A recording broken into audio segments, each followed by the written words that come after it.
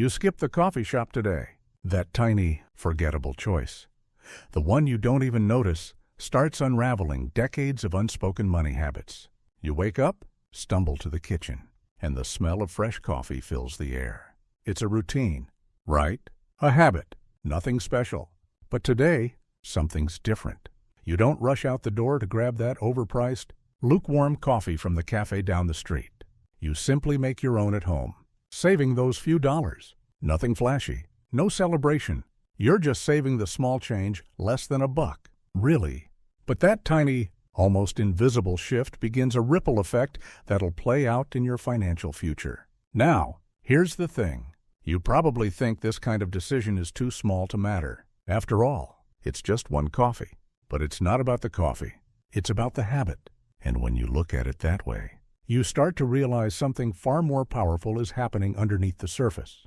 That single choice is part of a pattern. And patterns, good or bad, are what determine your financial future. People don't often talk about how habits shape our long-term wealth. They'll wax poetic about investment strategies. Diversify this, optimize that. Sure, those things matter. But the little habits, the small, barely noticeable ones that take place every single day, those are the ones that add up over time. Think about it. If you cut out that coffee 3 days a week, you're saving $3 each week, $12 each month. In a year, that's $156. It's not a fortune, but it's a start. And trust me, that start is what makes the difference when it comes to retirement. Historically speaking, many of the wealthiest individuals didn't rely on one big decision to create their fortune.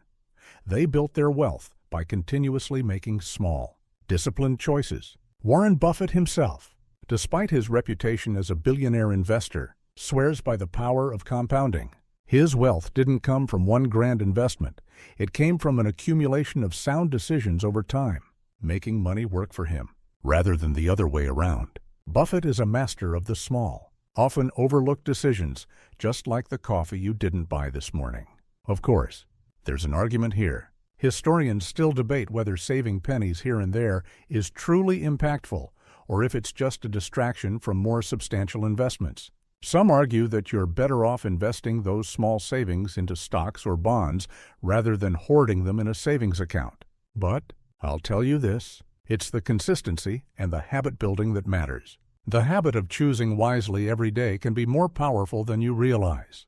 Take a moment to think about your own spending habits. Every time you walk past a store and feel that urge to grab a snack or a trinket, that's another small decision. Maybe you rationalize it. It's just a little thing. But add up those little things over the years, and suddenly you're looking at a massive chunk of your retirement fund being spent on snacks and impulse buys. It's a hard truth to swallow, but when you make tiny decisions every day that align with your bigger goals, it compounds into something far greater. So, the next time you skip that coffee or resist buying that extra pair of shoes, don't dismiss it as insignificant. It's not just a decision to save a couple bucks, it's a decision to align your daily life with your future self's well-being.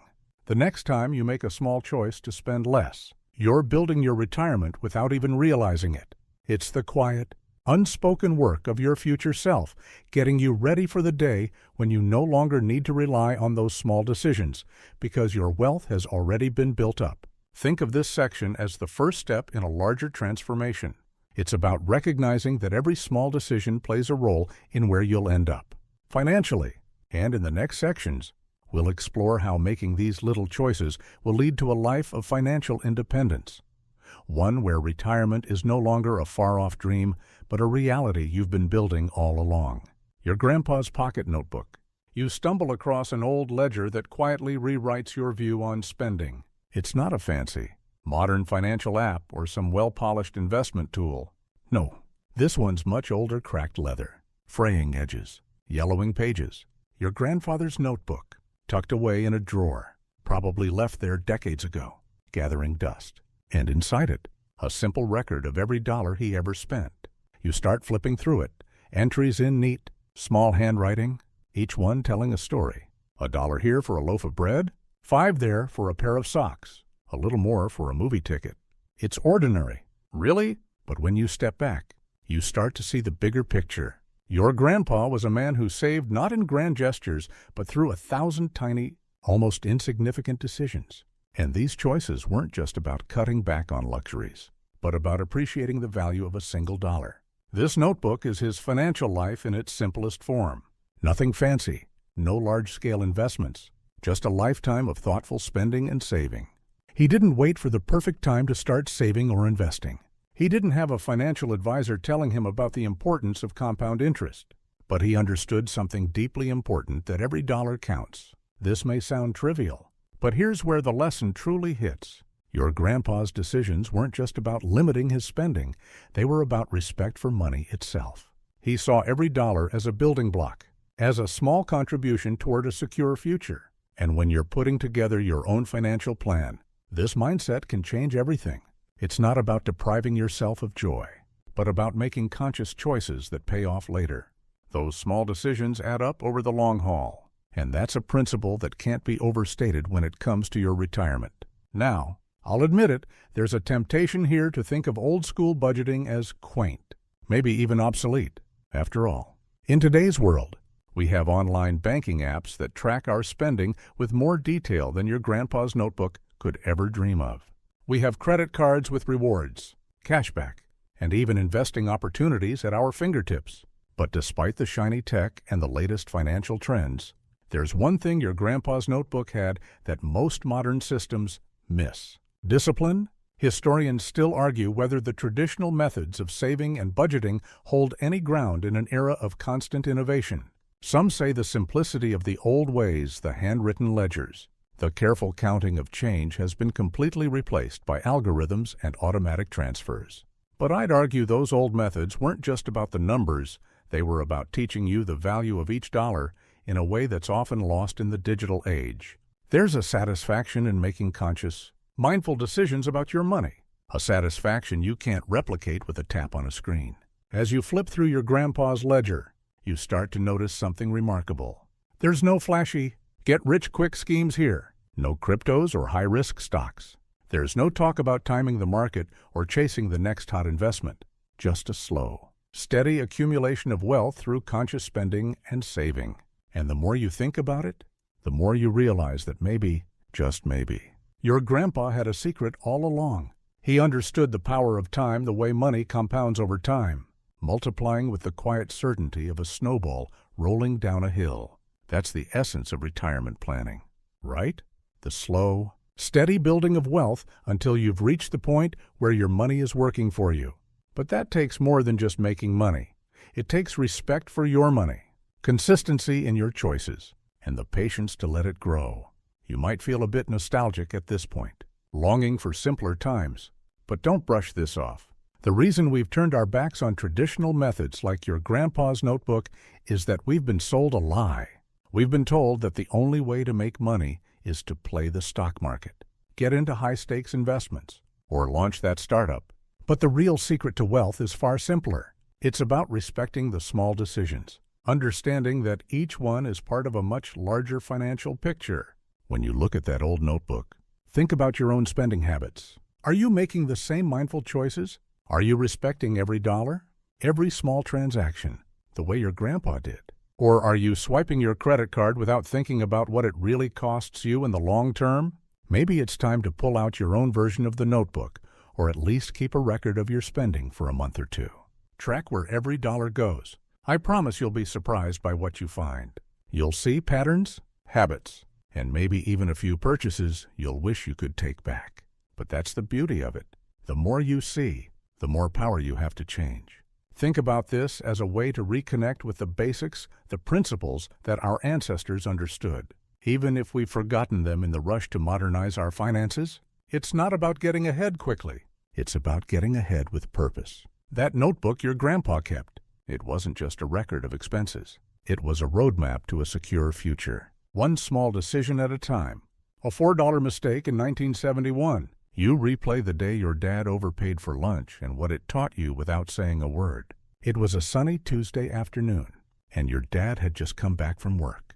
He had his usual habit of grabbing lunch from the local diner, a little hole-in-the-wall place that had been around for decades. As he paid the bill, something caught his eye. The total seemed higher than usual, but he didn't question it. After all, the place was known for its hearty sandwiches, and he wasn't the type to fuss over small numbers. Fast forward a few years, and your dad had become an unofficial expert at spotting financial inefficiencies. He loved telling stories about the old days when you had to be careful with every penny. Looking back, you realized that the $4 he overpaid that day wasn't just about the price of lunch. It was about something much more significant. The principle of awareness. He could have questioned that bill right away, but he didn't, and it haunted him, not because of the money, but because of the mindset. That $4 mistake sticks with you, but it's not the dollar itself that's important. It's the mindset it highlights. It teaches you that being unaware of small costs, whether it's overpaying for lunch or missing out on opportunities to save elsewhere, can add up over time. Just like the ripple effect of a tiny decision in the morning, a small mistake like this can compound into something much larger over a lifetime. Many people think that financial success is about finding the big opportunities, spotting that next unicorn stock, or getting in on the latest trend. But the truth is, the small mistakes and miscalculations are the ones that really trip you up. If you're not aware of where your money's going, if you're not paying attention to the little things, those mistakes will pile up, unnoticed, until they become a major obstacle to your financial goals. This $4 mistake wasn't just about lunch. It was about awareness. It's about being conscious of every transaction, no matter how small. You'd be surprised at how many people don't even track their spending in any real way. Maybe they glance at their bank statement once a month, but they don't take the time to truly understand where their money's going. And when that happens, small mistakes like overpaying for lunch can slip through the cracks and turn into bigger financial problems down the line. The story of the $4 mistake reminds me of how many of us approach our finances. We have the best of intentions, but sometimes we overlook the little things. We think it's just a small mistake and move on. But compound that small mistake over time, and you're looking at a much larger impact on your retirement future. It's the same principle behind not tracking your spending. Those little amounts of money you think don't matter eventually become a larger portion of your financial picture. Historians still argue whether the obsession with small financial mistakes is warranted. Some financial experts say that focusing on minutiae like this is a waste of time, and that we should focus on bigger goals like investing and wealth building. But the truth is, it's the small things that often make or break our financial stability. Paying attention to small expenses is just as important as big investments, because it's these everyday choices that shape your financial habits in the long run. Imagine you had caught that $4 mistake back in 1971. Maybe your dad would have asked for a correction. Maybe not, but the lesson here is in the choice. The act of being mindful of where your money goes. Whether you're overpaying for lunch or unknowingly signing up for a subscription you don't need, creates the foundation for your financial future. So, what does this mean for you today? It's simple. Start being aware of the small decisions. Make a habit of checking your receipts, reviewing your bank statements, and tracking your spending. This isn't about being obsessive or penny pinching. It's about being conscious of where your money goes. Because when you understand where your money is slipping away, you gain more control over your future wealth. And here's the most important part. This kind of awareness builds over time. As you make a habit of paying attention to the small things, those small improvements will start adding up. You'll begin to notice areas where you can save, areas where you can cut back, and areas where you can start investing instead of spending. These tiny shifts, these tiny mistakes avoided, will ultimately help you build the wealth that will sustain you in retirement. In a way, this lesson from your dad's $4 mistake is a perfect metaphor for your financial future. It's not about waiting for the big, life-changing opportunities to come your way. It's about creating a steady flow of good financial habits that, over time, will make all the difference. So, keep that $4 mistake in mind the next time you think something's too small to matter. It's the small things that will shape your financial destiny. The envelope system's revenge. You try budgeting the old-school way, and something hilariously unexpected happens. Imagine this. You're sitting at the kitchen table, surrounded by colorful envelopes, each one labeled for a different category: groceries, entertainment, utilities, savings, and inside each one, you've got cash. Cold, hard, physical cash? It's a throwback to the good old days. Back when people didn't swipe cards to pay for everything under the sun. You've been reading up on the envelope system, a method that goes back generations, and you're determined to make it work for you. At first, it feels a little ridiculous. It's almost too simple, like you're doing a financial audit with a preschooler's toy set. Every time you buy something, you're handing over actual bills and coins. The idea is that once the envelope is empty, that's it. No more spending in that category. You've set hard boundaries for each area of your life, and the limits are clear. No more, no less. But then, something funny starts happening. At first, it's not that noticeable. You're just kind of gliding along, living your life, occasionally reaching for the envelope marked dining out or fun. Then, suddenly, one week, you realize that you're coming up short. You've already spent the entire entertainment envelope, and it's only Tuesday. Normally, you'd reach for your card, swipe it, and move on. But with the envelope system, you can't. The cash is gone, and there's no way to cheat, no plastic to save you. And that, my friend, is where the magic happens. Now you're faced with two choices. Either stop spending on fun things for the rest of the week or get creative. You might think this is the boring part, right? No one likes to admit they're out of fun money. But the interesting thing happens when you actually start sticking to the boundaries you've set.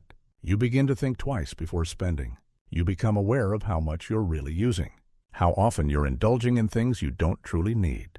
And that awareness, it begins to rewire your approach to money. The envelope system, while seemingly simple, has a funny way of making you face the consequences of your spending in a way that digital transactions don't.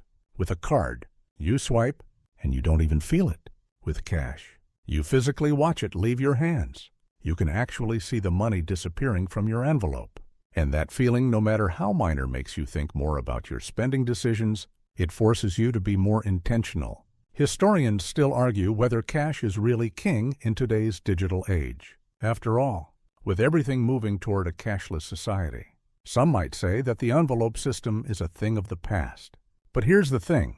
The real lesson here isn't about the actual cash. It's about the behavior it cultivates. You start becoming more conscious of where your money is going because you're not relying on the convenience of cards and apps. You're forced to face the reality of your spending. And in doing so, you start making better decisions. A good financial system isn't just about tracking your money. It's about understanding the choices that shape how that money moves. The envelope system teaches you the value of delayed gratification. You learn to live within your means. And that, my friend, is the foundation of building long-term wealth. You don't have to be a millionaire to live like one. You just have to learn how to make your money work for you, even when the amounts seem small. What's interesting is that while this old-school method might seem like a relic from the past, it's actually the perfect antidote to the fast-paced, swipe-and-go mentality of modern finance. The convenience of modern banking can easily lull you into a false sense of financial security. You swipe your card, buy a coffee, swipe again for lunch, and before you know it, your bank account looks emptier than a restaurant after last call. But with the envelope system, the consequences are immediate. You can't buy what you can't afford, and that's a powerful feeling. In today's world, the biggest financial danger isn't necessarily overspending on big-ticket items. It's those small, repeated expenses, the daily coffees, the fast food, the impulse buys that add up without you even realizing it. With the envelope system, you're actively limiting those small leaks in your budget. But it doesn't just stop there. This system forces you to prioritize, to decide what's truly important. Is that extra dinner out worth it? Or could that money be better spent elsewhere? As you keep using the envelope system, it becomes second nature. You get better at planning, better at allocating your money, and better at making sure you're not caught in the trap of overspending.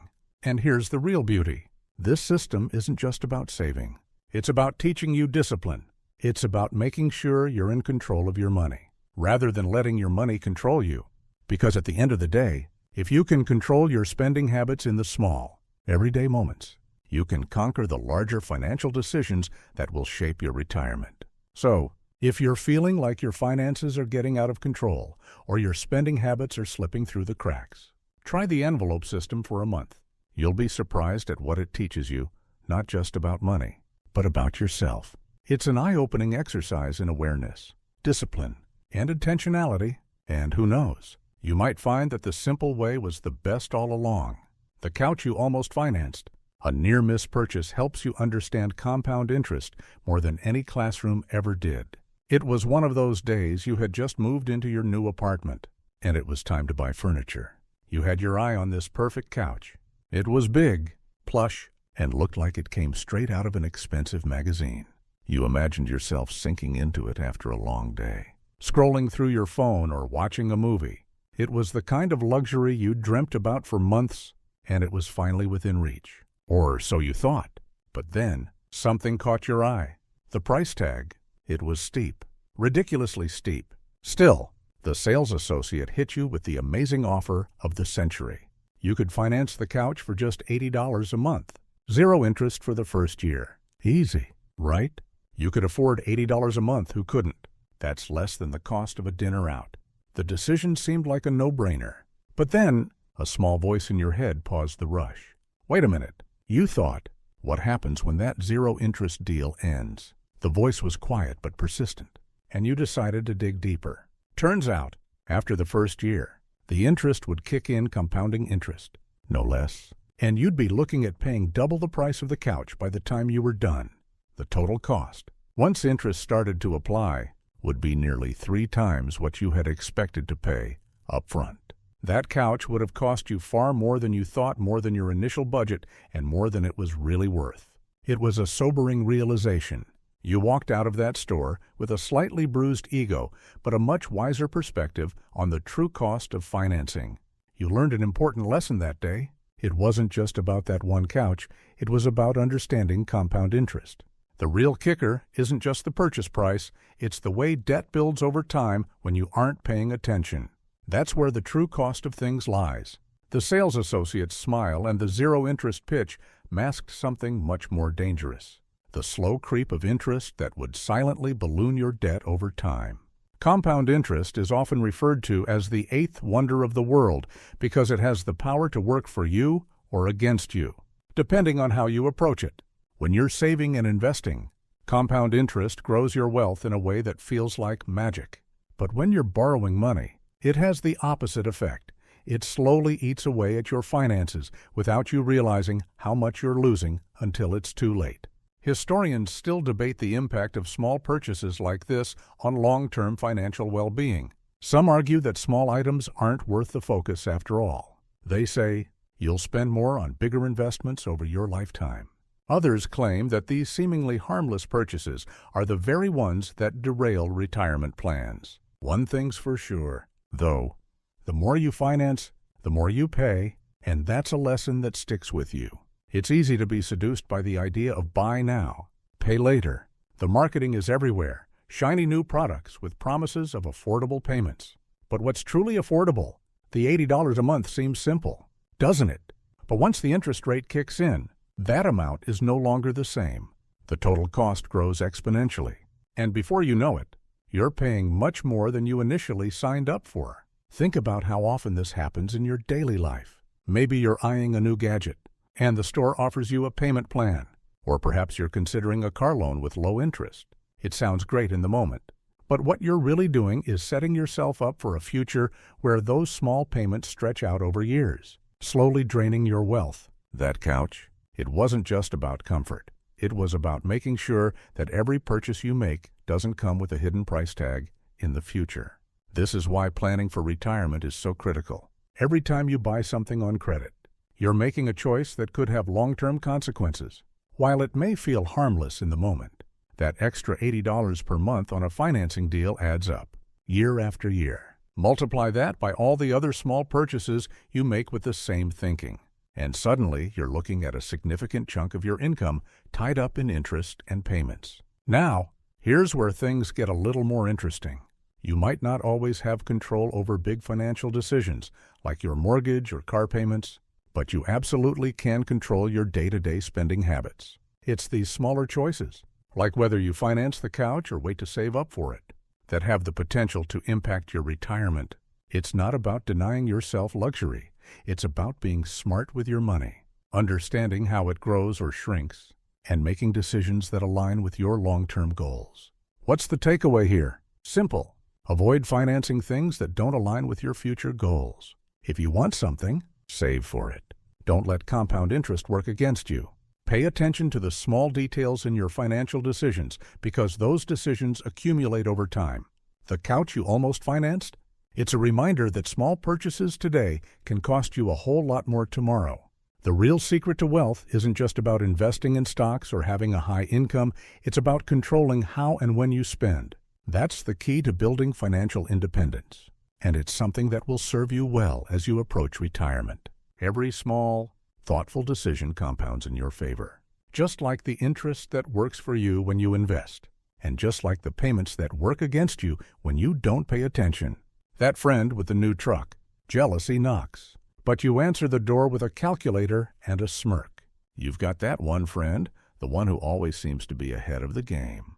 The one who's always bragging about their new truck, their fancy new gadget, or the trip they just booked to a tropical island. They've got the kind of life that seems to say, I've got it all figured out. And sure, there's a little part of you that feels envious. Who wouldn't? The truck's shiny, the wheels glinting in the sun, and they look so carefree behind the wheel. You can't help but feel that twinge of jealousy when they post pictures of their weekend drives or tell you about their latest adventures. Funded by that new ride, it's not just about the truck. It's about the lifestyle they're living, the one you've always imagined for yourself. It's easy to look at your friend and think, what am I doing wrong? Why don't I have what they have? But here's where you start to get a little more strategic. Rather than letting jealousy stew, you pull out your mental calculator. You start running the numbers. How much is that truck really costing them? Sure, it looks great, but is it worth the price tag? You've got your friend's financing deal in mind, the monthly payments they're making, the insurance costs, and the added expenses of upkeep. Let's say the truck costs $50, and they're financing it for 6 years with a 6% interest rate.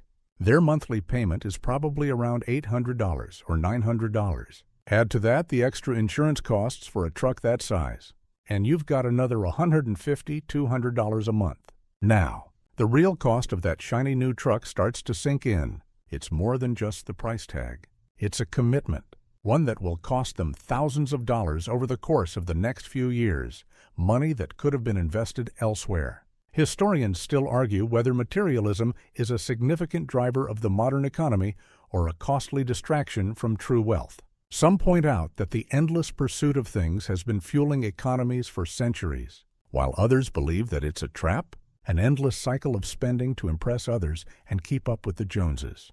But there's no denying the impact of consumerism on our wallets. What you see as a shiny new object like your friend's truck could, in reality, be holding you back from building long-term wealth. And here's the kicker. That truck your friend loves so much is probably worth less than half its value in a few years. As soon as they drive it off the lot, it starts to depreciate. Meanwhile, the money they could have used to invest in something more lucrative is now locked into something that's losing value by the day. But rather than feeling resentful or defeated, you've got a new perspective.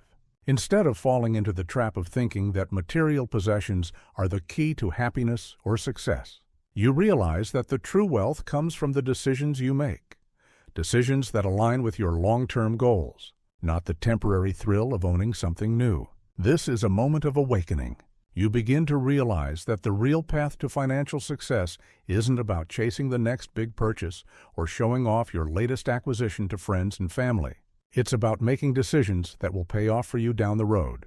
Rather than financing a depreciating asset like that truck, you decide to start saving and investing that $900 a month. Over time, that money could be working for you, growing through compound interest, rather than draining away on a car that loses value the moment you sign the papers. Now, I'm not saying there's anything wrong with owning nice things, but this moment with your friend's truck is about recognizing the difference between what's truly valuable and what's just a short-term pleasure. It's about understanding that true wealth is built through smart, intentional decisions, not flashy purchases or trying to keep up with someone else's success. You start shifting your mindset. Every time you're tempted by something new, you pause and ask yourself, what could this money do for me if I invested it instead? And it's not just about the truck. It's about all the little purchases we make in our lives that add up. Do you really need the latest phone or those new sneakers? Or could that money be put towards something more meaningful, like building your retirement fund or buying an asset that appreciates over time? As you think about this more, you start to take control of your financial narrative. Rather than being sucked into the cycle of buying things for the sake of keeping up, you make decisions that align with your future goals. You might not have the new truck, but you've got something far more valuable: a growing bank account, investments that compound over time, and the peace of mind that comes with knowing that your future is secure. Remember, it's not about the stuff you accumulate in the short term. It's about the wealth you build over the long haul. So the next time you're faced with that new purchase, whether it's a truck, a designer bag, or a new gadget, ask yourself, what will this really cost me in the long run?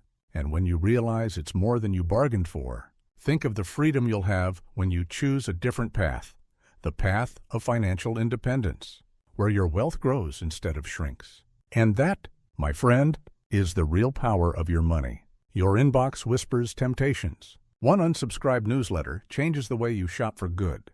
It's one of those mornings when you're casually scrolling through your emails, half paying attention, barely awake. Then, there it is, a new email from an online retailer, tempting you with a sale that you just can't resist. 50% off today only. They've got the perfect pair of shoes, the exact model you've had your eye on for months, and it's now or never. Your thumb hovers over the Buy Now button, and for a split second, it seems like the right decision. After all, it's 50% off. How could you possibly pass that up? But something feels off. You pause, and for the first time in a long while, you stop and think about your purchasing habits. That's when you realize this happens all the time, every week. In fact, your inbox is constantly full of sales, discounts, and promotions, each one trying to get you to buy something you don't need. And here's the thing, you've been going along with it.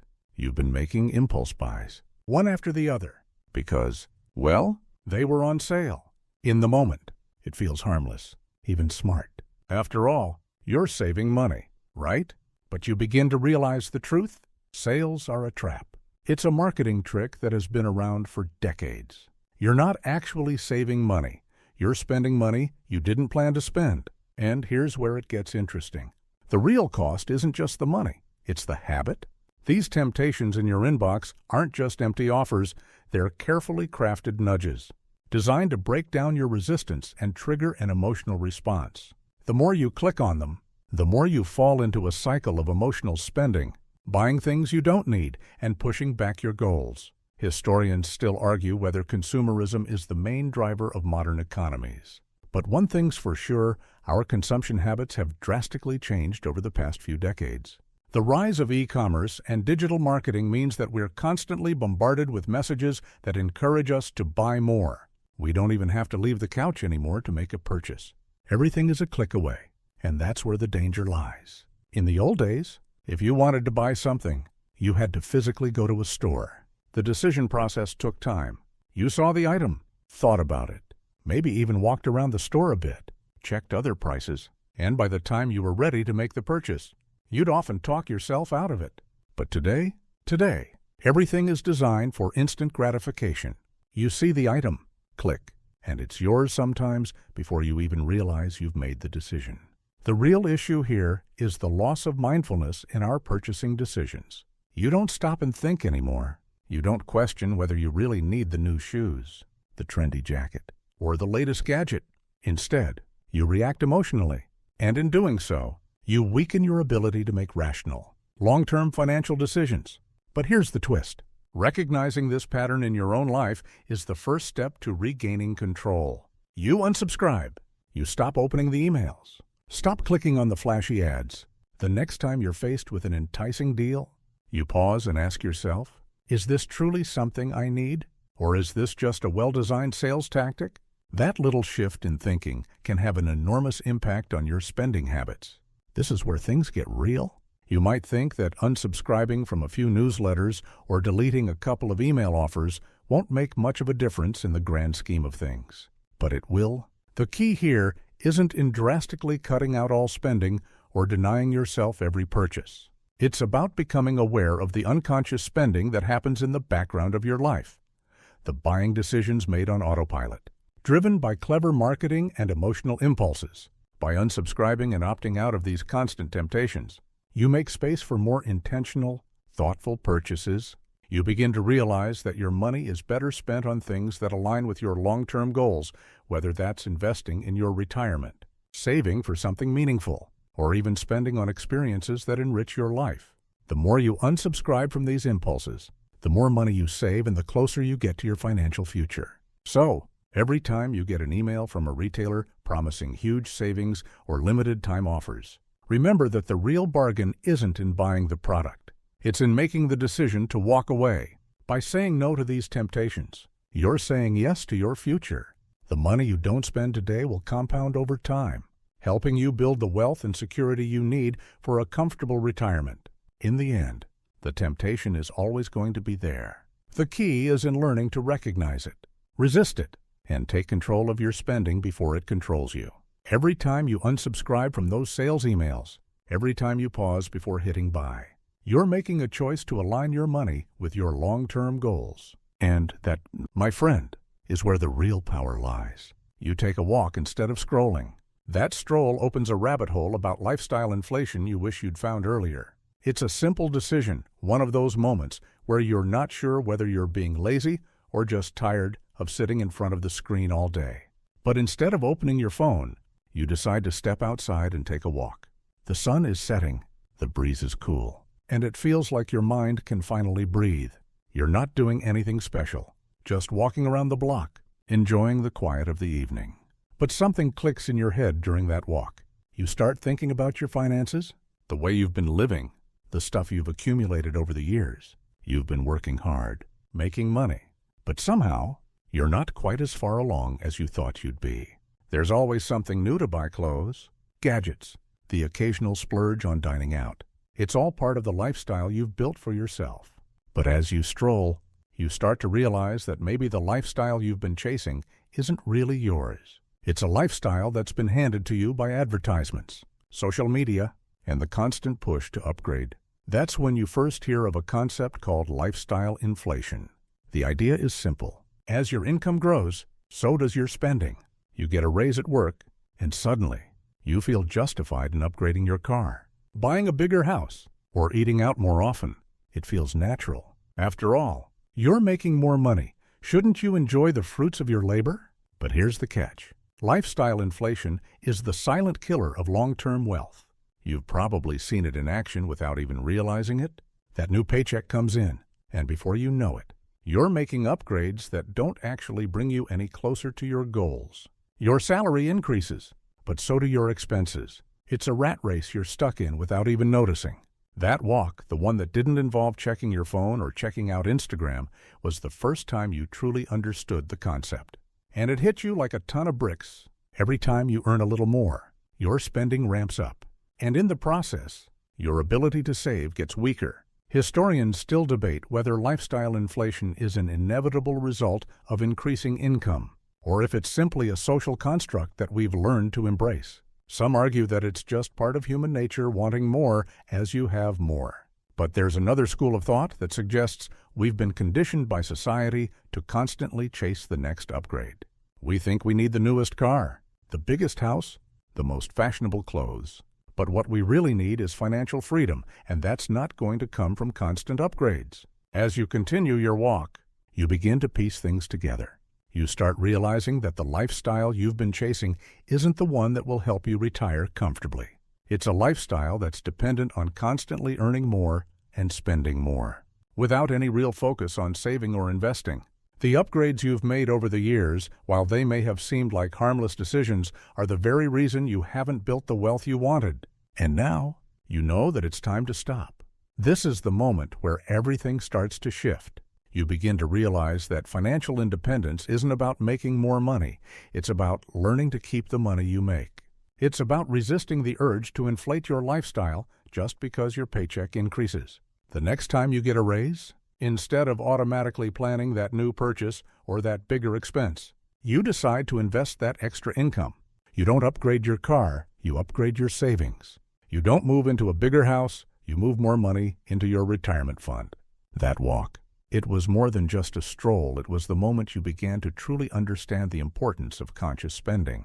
It was the moment you realized that your future isn't built on earning more. It's built on keeping more. And that's the key to creating lasting wealth.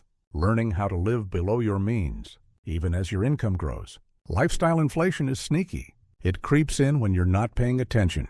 But once you understand it, once you see how it silently erodes your financial security, you can start making different decisions. Instead of upgrading every time you get a little more cash, you start investing in things that actually contribute to your future well-being.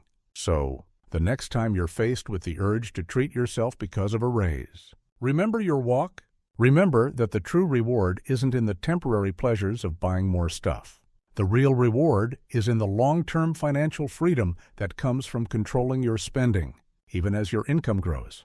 And that's where the real power of money lies. Not in the things you buy, but in the things you save and invest. The more you learn to resist the pull of lifestyle inflation, the closer you get to the kind of retirement you've always wanted, a retirement where you don't have to keep working just to maintain your lifestyle, but instead, where your money works for you. A history of late bloomers. You learn that some of the richest retirees didn't even start saving until their 40s. It's easy to feel overwhelmed by the idea of retirement, especially when you think about the wealth-building strategies that are often touted. Start early, invest early, and compound your way to success. You hear about people who've been saving and investing since they were in their 20s, and it's hard not to feel like you've missed the boat. After all, the earlier you start, the more time your money has to grow, right? But here's the thing, not everyone starts early. In fact, some of the wealthiest individuals didn't even start saving for retirement until much later in life. Take, for example, the story of the late bloomers, those who hit their stride in their 40s, 50s, or even 60s. They may not have had the luxury of starting young, but what they did have was the experience, the discipline, and the drive to make the most of the time they had left. One of the most famous examples is that of Warren Buffett, who didn't start making serious money until his 30s. Despite his early passion for investing, it wasn't until later in life that he truly began to see the results of his efforts. The same goes for many other successful retirees, who didn't begin their journey to financial independence until they'd built a career, raised a family, and finally decided that it was time to focus on securing their future. The common thread between these late bloomers is a simple one. They didn't give up. They didn't let the fact that they hadn't started saving early stop them from making a plan. Instead, they made the most of the time they had left, choosing to prioritize their savings and investments from that point onward. And that's where the real lesson lies. It's not about when you start, it's about what you do with the time you have. Historians still argue whether the start early mantra is more beneficial in the long run than focusing on consistent saving later in life.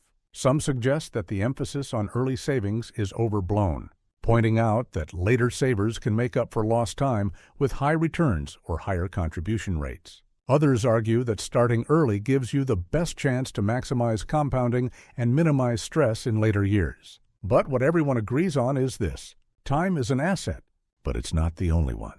As you think about these late bloomers, you begin to realize something crucial. The idea that it's too late to start planning for retirement is nothing more than an excuse. You have the ability to take control of your financial future, regardless of when you begin. And while it's true that earlier is better, the most important thing is that you start at all. You can always make up for lost time with discipline, patience, and the right strategies. The key is to take action now, rather than waiting for the perfect time to start. The next step is to stop looking at your financial situation as a race. It's not about how early you start, but about how consistent you are once you begin, even if you're starting later than you'd like. There's still plenty of time to build wealth. The sooner you realize that, the sooner you can begin making smarter decisions with your money. What's even more inspiring is that these late bloomers often don't just build wealth, they build financial independence, making it possible to retire earlier than they had ever imagined. Some of the wealthiest individuals today didn't get rich in their 20s or 30s. They didn't follow the typical early retirement path, but through smart investing, consistent saving, and the willingness to stick to their goals, they achieved the financial security they dreamed of. So, while it's certainly a good idea to start saving as early as possible, there's no reason to feel like you've missed your chance if you're starting later. In fact, your life experiences, your knowledge, and your newfound discipline might give you an edge that younger savers don't have. You have the ability to make smarter choices, invest wisely, and use your resources more efficiently. And that, my friend, is a powerful advantage. In the end, it's not about the timing of your start. It's about the effort you put in once you begin. Don't let the idea that you're too old or too late hold you back. Every step you take toward building your financial future is a step in the right direction. No matter when you start. The avocado toast myth. Revisited. You dig into what small luxuries really cost and which ones are secretly priceless. The avocado toast debate. You've probably heard it 1,000 times, usually from people who've never had to budget a day in their life. It's the classic example used by personal finance gurus to explain why young people can't save. If you stop buying that fancy avocado toast every morning, you could save thousands. The argument always seems to be that small. Indulgent purchases like this are the reason why millennials and Gen Z aren't saving for retirement. But here's the twist. While it's easy to dismiss small luxuries like avocado toast as unnecessary, it's not always that simple. The truth is, the real issue isn't the toast itself. It's how you approach your spending habits as a whole. Sure, the occasional treat is fine. In fact, small indulgences are a healthy part of life, especially when you consider how important mental and emotional well-being are to long-term success. The question isn't about whether you can afford an occasional luxury. It's about whether you have control over how often you indulge in them and whether they align with your larger goals. Let's take a closer look at the math. A single avocado toast might cost you $5 at your favorite cafe. If you have one every morning before work, that's about $1, $825 a year, roughly the cost of a decent vacation. But before you start canceling your avocado toast orders, consider this. It's not the $5 that's breaking your budget. It's the lack of awareness around your spending habits. What if that $5 was going towards something more impactful, like an investment account or a savings goal? What if it wasn't just about cutting out one luxury, but about finding balance? You see, the real issue isn't that avocado toast costs too much. It's the cumulative effect of all the little luxuries that we never stop to think about. Maybe it's the daily coffee, the new clothes every season, or those subscription services you never use. These small expenses add up, and before you know it, you're spending hundreds or even thousands of dollars on things that don't add true value to your life. Historians still argue about the significance of lifestyle inflation and whether small luxuries like this are to blame for our inability to save. Some say it's just a part of modern living, while others point out that these seemingly small indulgences can make a big difference over time. What's clear, though, is that the bigger issue isn't the avocado toast. It's how easily we can justify unnecessary purchases simply because they feel small in the moment. It's the habits we form that are the real problem, not the individual purchases. Think about it. What if you shifted your perspective? Instead of focusing on cutting out small pleasures, why not look for ways to make those small indulgences work for you? Maybe that avocado toast becomes a symbol of balance, not deprivation. You can still enjoy your toast, but you might make a few changes to free up some extra money for your future. Instead of cutting back on everything that makes you happy, think about ways to adjust your habits in a way that aligns with your bigger goals without sacrificing the joy of life's little pleasures. Now, here's where it gets interesting. You start making small adjustments, and over time, you see a big difference. Instead of getting rid of everything that brings you happiness, you make conscious decisions about how and when you indulge. Maybe you cut back on a few subscriptions or limit dining out to once a week. Maybe you start making your own coffee at home or pack lunch more often. These small changes add up, but you still get to enjoy those little luxuries that make life sweeter. You're in control, and that's where the power lies. The real secret isn't in eliminating all indulgences, it's in gaining control over your habits. When you approach spending mindfully, you start to realize that the small, seemingly insignificant luxuries aren't what's holding you back. It's the lack of discipline in how you spend. Once you recognize that, you can make more intentional choices, like investing that extra $5 every day instead of spending it on the latest trend. And here's the kicker. When you take control of your spending in this way, those small indulgences actually start to feel even more rewarding. You'll realize that you're not depriving yourself, you're simply choosing to live in a way that prioritizes your long-term goals. You'll be able to look back and see that you've enjoyed life's pleasures. But you've also built a secure financial future, one choice at a time. So, the next time you hear someone complaining about avocado toast and how it's wrecking your finances, smile. Because the real issue isn't about the toast, it's about creating a balanced, intentional approach to spending that allows you to enjoy life's small luxuries without sacrificing your financial future. Your grandma's dusty bonds, you rediscover a lost financial tool and the world it opens in retirement planning. It was a rainy afternoon, and you were cleaning out the attic when you stumbled upon an old box. The box was filled with papers, receipts, old letters, and dusty files. But tucked away in the corner, you found something unexpected, a collection of bonds. They were your grandmother's, carefully kept in a folder and stored in this forgotten corner of the attic. You weren't sure what to make of them at first. They were old, probably from the 1980s, and you didn't know much about bonds, let alone why your grandmother had kept them for so long. But as you started looking into them, you realized they were government bonds, a relatively low-risk investment that paid a steady interest over time. The more you read, the more you realize that these bonds weren't just old papers, they were a key part of your grandmother's retirement plan. While she might not have been a financial expert, she had intuitively understood something that many people miss: the value of steady, consistent returns. You started researching more about bonds, and that's when things began to click. Bonds, particularly U.S. government bonds, can offer a reliable source of income in retirement, especially when paired with other investments. They might not have the same high returns as stocks, but they're a crucial piece of a well-rounded portfolio, particularly for those looking to preserve their capital in the later years of life. What your grandmother had done without realizing it was create a safety net, one that would continue to pay out long after she retired. Historians still argue about the role of bonds in retirement planning.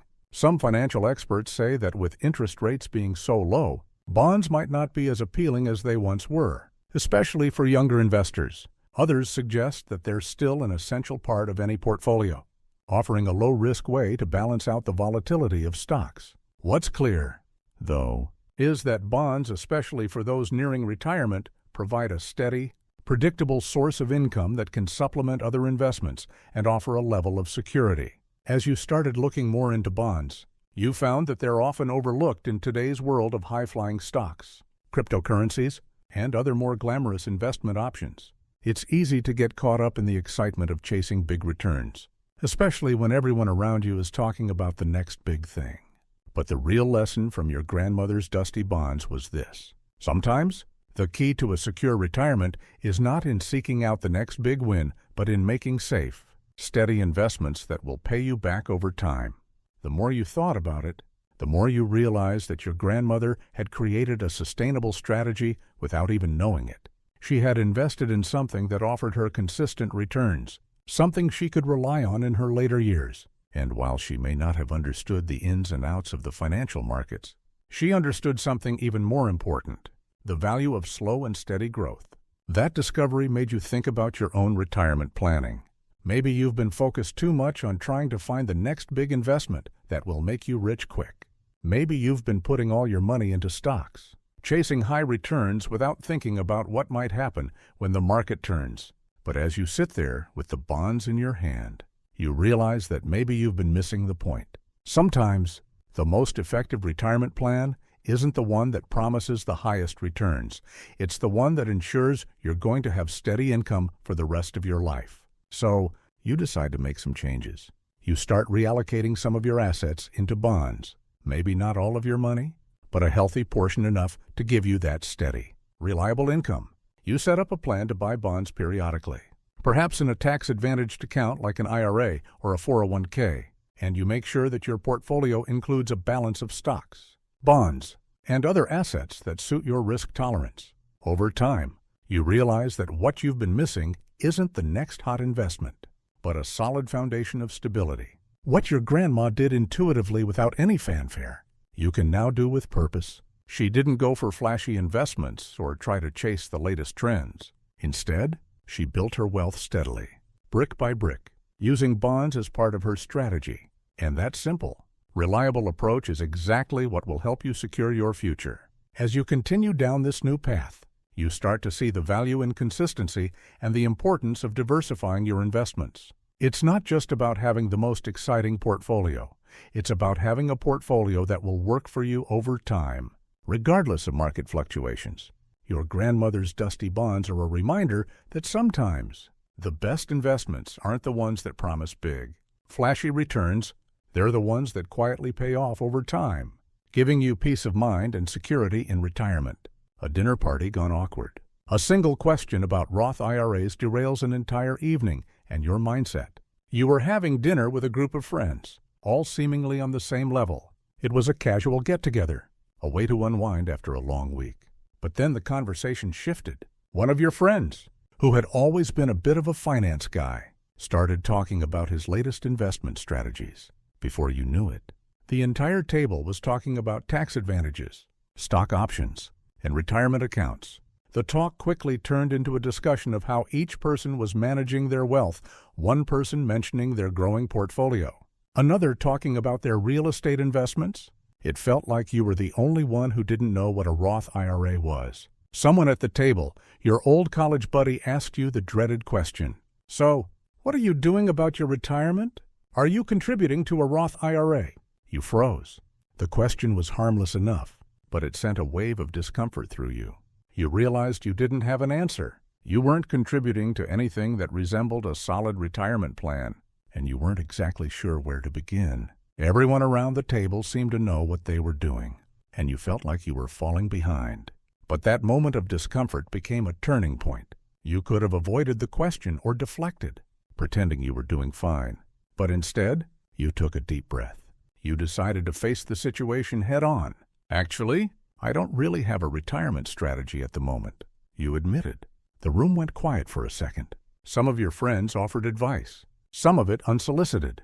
But the important part was that the conversation made you realize something you'd been avoiding for a long time.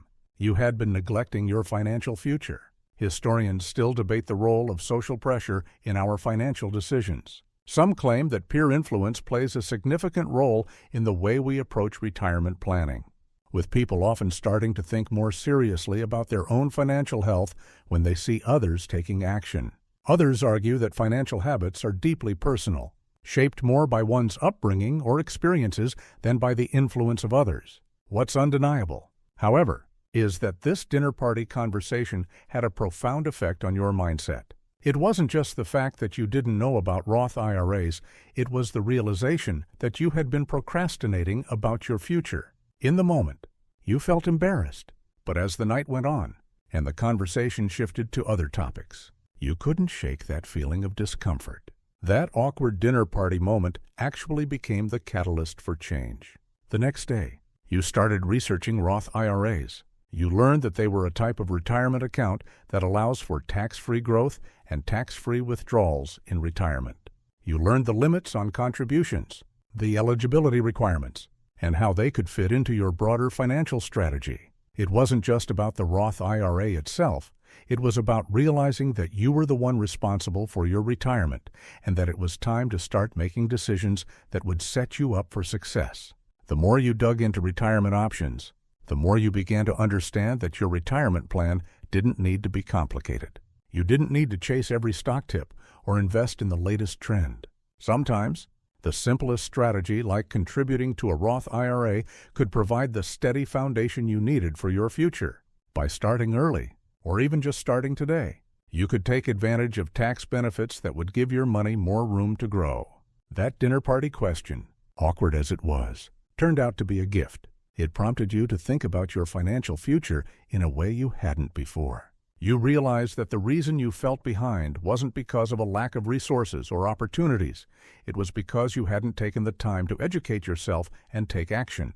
That was the first step in shifting your mindset from reactive to proactive. The conversation that night also gave you a clearer picture of what retirement could look like. You didn't need to have a complex investment strategy.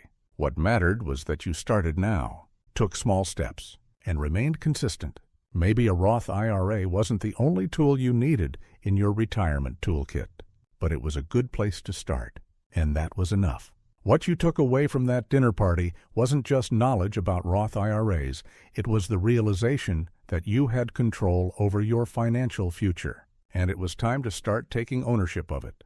The more you began to educate yourself about different retirement accounts, the more empowered you felt. The awkwardness of the conversation eventually faded, replaced by a sense of clarity and purpose. You had taken the first step, and that's what mattered. From that point on, you started making retirement a priority.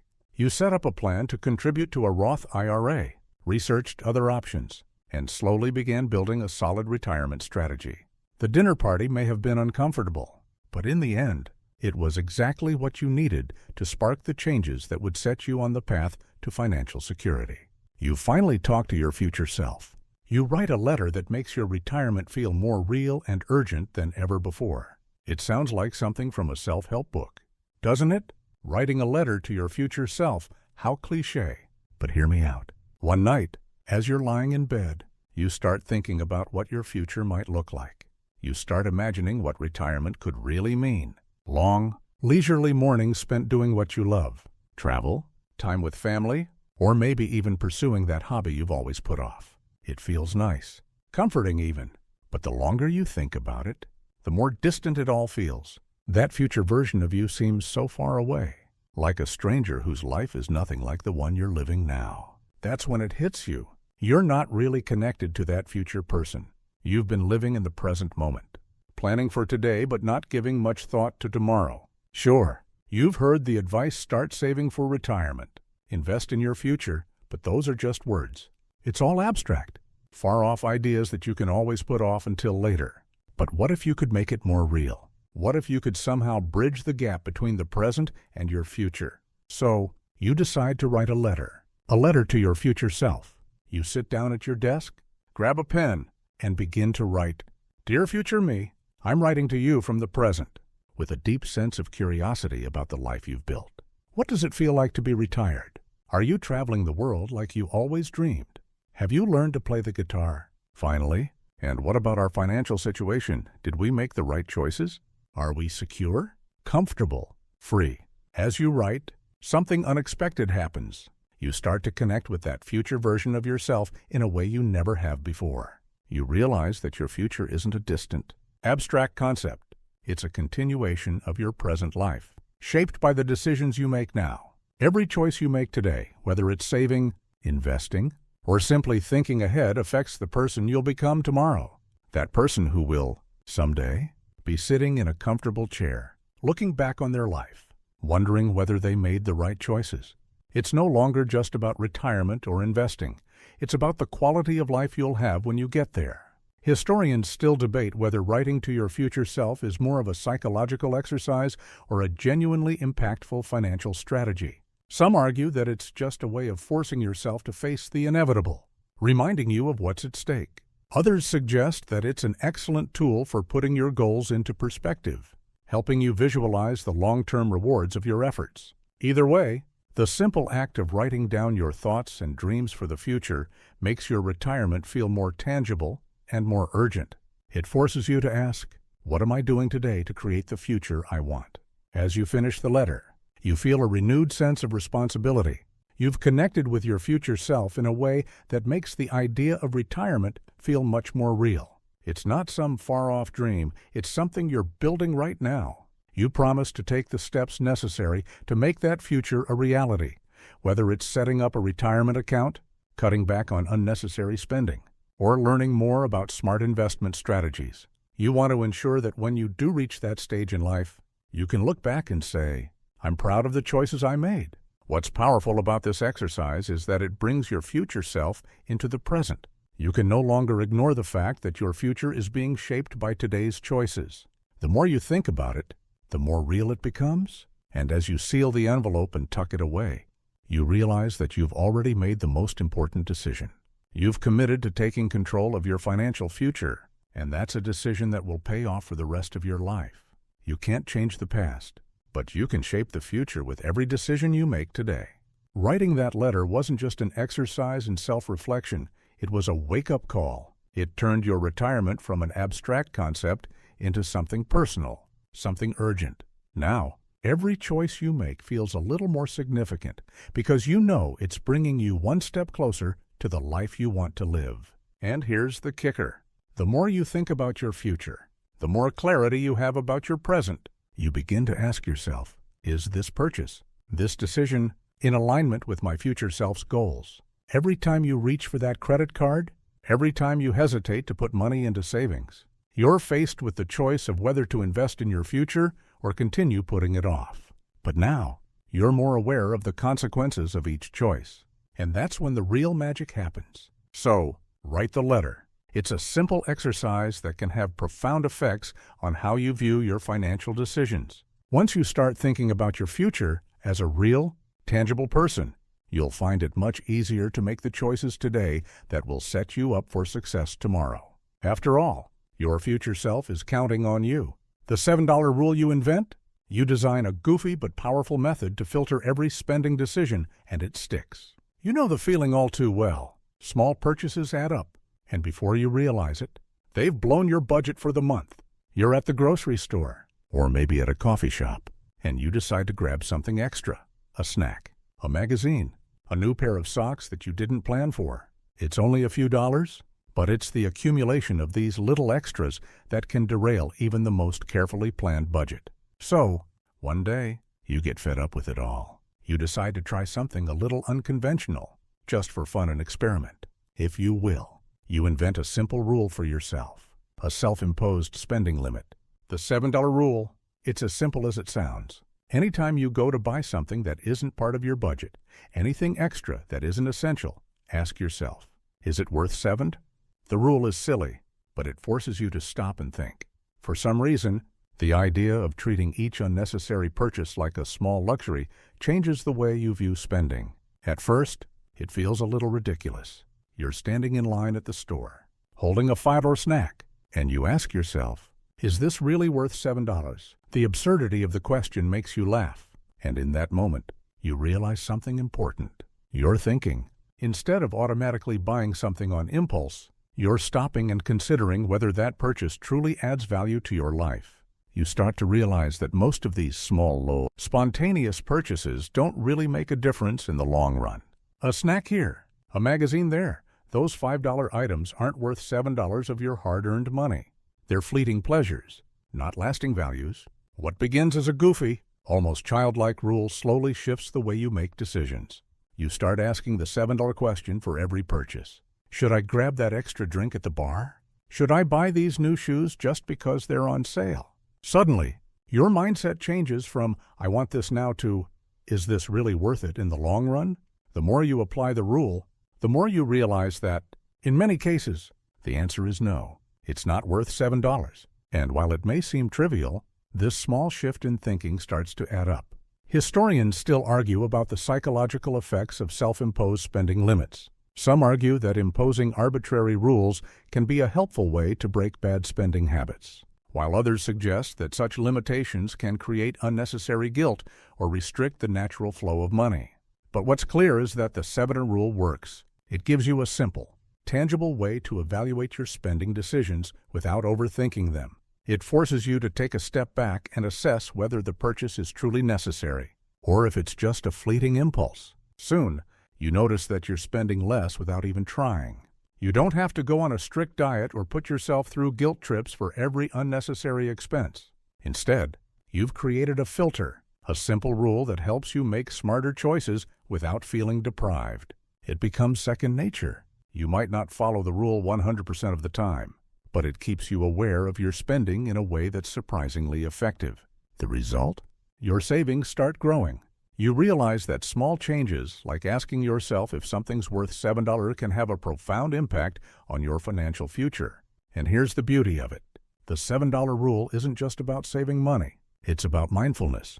It's about teaching yourself to slow down and make decisions that are in alignment with your bigger financial goals. It's not about saying no to everything.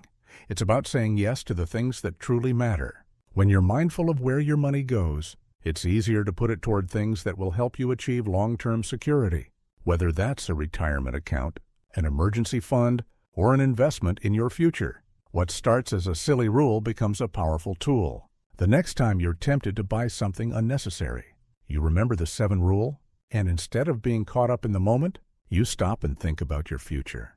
You remember that every small purchase today is a choice that affects your retirement down the line.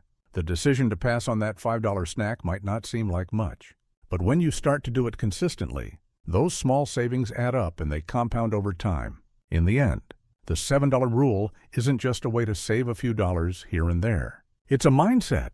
It's a reminder that every choice you make, no matter how small, matters. By creating a simple rule, you've found a way to filter your decisions and make your money work for you. And over time, that tiny change will lead to big results. Your last impulse buy, you realize the day your wallet didn't twitch, might be the first day of freedom. It's a Saturday afternoon, and you find yourself wandering through a mall. You're not really looking for anything, but you're there, passing by storefronts filled with brightly colored sales signs and trendy gadgets. You're drawn in, just like always, by the idea of buying something new, something fun. It's become a habit. You've bought things on impulse countless times before. Clothes you didn't need, gadgets you'd never use, little indulgences that felt good in the moment but added little value to your life. But today, something's different. As you walk by a store, a beautiful new jacket catches your eye. It's exactly the kind of thing you'd typically buy without a second thought. But this time, you hesitate. You don't immediately reach for your wallet. Instead, you stop and take a deep breath. You think about your finances, your future, your goals, and suddenly, that jacket doesn't seem so important anymore. You start asking yourself, do I really need this? And the answer, for the first time in a long while, is no. You walk away, and as you do, something strange happens. There's no feeling of deprivation, no pang of regret. In fact, you feel lighter, more at ease. It's like a weight has been lifted, a small but significant shift in your behavior. You realize that for the first time. You didn't give in to the impulse, and in that moment, it hits you. You've just made a choice that will shape your future in ways you can't even fully grasp yet. Historians still debate the psychology behind impulse buying. Some suggest it's all about the dopamine, hit the rush of pleasure we get from making a purchase. Others argue that it's a sign of deeper dissatisfaction or an emotional need to fill a void. But what's clear is that impulse buying is a habit, one that's deeply ingrained in our behavior. It's easy to give in to the desire for instant gratification, especially when it's encouraged by marketing, social media, and the constant stream of must-have products. The problem isn't the occasional splurge, it's the frequency with which we make these impulsive decisions, and how they compound over time. Today, however, you've learned something vital: control. You've taken the first step toward breaking free from the cycle of mindless spending. The jacket was just a symbol, an object that represented the pull of impulse, the easy path that you'd so often chosen before. But today, you chose a different path. You chose the path of discipline, of aligning your decisions with your long-term goals rather than fleeting desires. What's important here is that you didn't deprive yourself. You didn't stop yourself from buying something because you felt guilty or restricted. You simply recognized that the purchase wasn't aligned with your current priorities. You saw the jacket for what it was, just another thing that would temporarily fill a void, but not something that would bring lasting happiness or fulfillment. Instead of giving in, you decided to keep your money for something more meaningful. That jacket didn't get to control you today. You were in charge. The next time you're faced with an impulse buy, remember this moment. It's not about denying yourself the things you want. It's about making sure that the things you buy are truly aligned with your values, your goals, and your future. You start to ask yourself, is this really worth it? Is this purchase going to help me build the life I want? More often than not, the answer will be no. And that's the power of making intentional choices. This small victory, the moment when you didn't reach for your wallet, is the first step toward financial freedom. It's not the big things that matter most. It's the small, everyday choices you make. When you begin to take control of your impulses, you start to take control of your money. And when you control your money, you control your future. As you walk out of the store, you realize something profound. This is freedom. The freedom to make choices that are in line with your bigger goals. The freedom to not be ruled by your desires. The freedom to put your money toward things that will truly serve you in the long run, rather than fleeting pleasures that leave you empty. And that's the secret to financial independence. It's not about extreme frugality or never treating yourself. It's about making choices that reflect your values and your long-term vision. It's about being in control, rather than letting your impulses dictate your financial future. Today, your wallet didn't twitch, and that might just be the best thing to happen to your retirement.